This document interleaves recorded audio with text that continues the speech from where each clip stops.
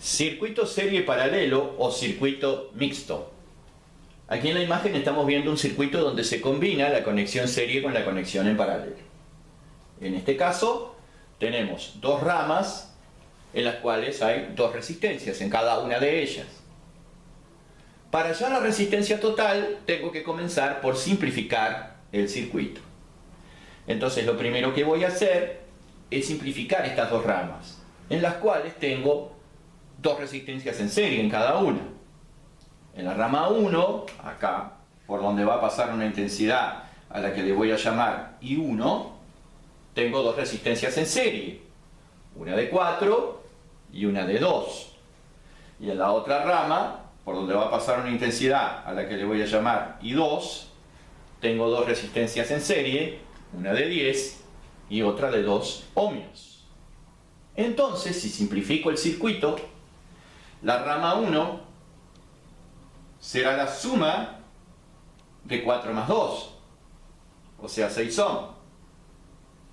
Y la rama 2 será la suma de 10 más 2, o sea 12 ohm. Ahora mi circuito se convierte en un circuito paralelo. Hago el paralelo de estas dos.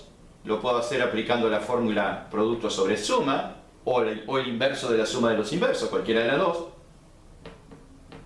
6 por 12 sobre 6 más 12 son 72, sobre 18 son 4.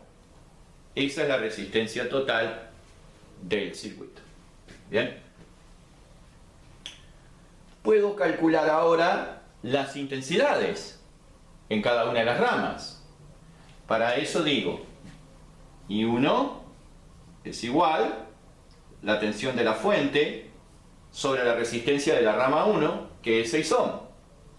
12 sobre 6 son 2 amperes.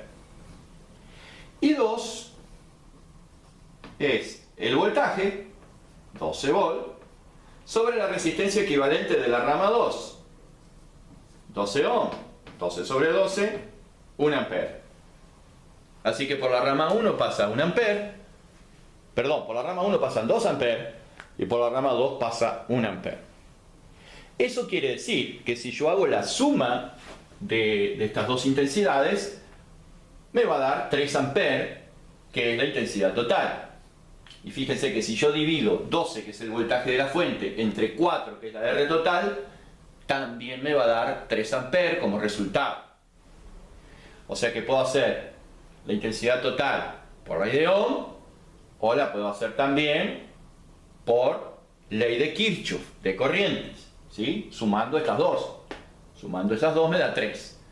Dividiendo 12 volt entre 4, que es la resistencia total, también me da 3 amperes. Otra de las cosas que a veces se pide calcular en estos circuitos son las caídas de tensión en las diferentes resistencias.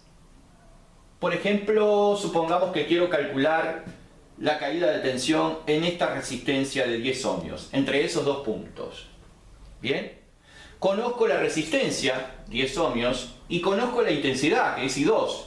I2 pasa tanto por la resistencia de 10 como por la de 2 ohmios, por cualquiera de las dos. Entonces, multiplicando la I2, que vale 1 ampere, por la resistencia de 10 ohm, me va a dar el voltaje. ¿Sí? Entonces voy a ponerle a estos puntos, por ejemplo, A y B. Entonces el voltaje entre los puntos A y B es la resistencia por la intensidad que pasa por allí, que es 1 ampere, me da 10 voltios.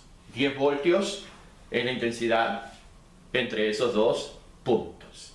Si quisiera hallar la intensidad en esta, la tensión, perdón, en esta otra resistencia, vamos a ponerle C a este punto, para hallar la caída de tensión en la resistencia de 2 ohmios, entonces digo, voltaje BC es igual a la resistencia, que vale 2, por la intensidad, que vale 1 ampere, 2 voltios. Y fíjense que si suman las dos tensiones, nos da 12, que es la tensión de la fuente.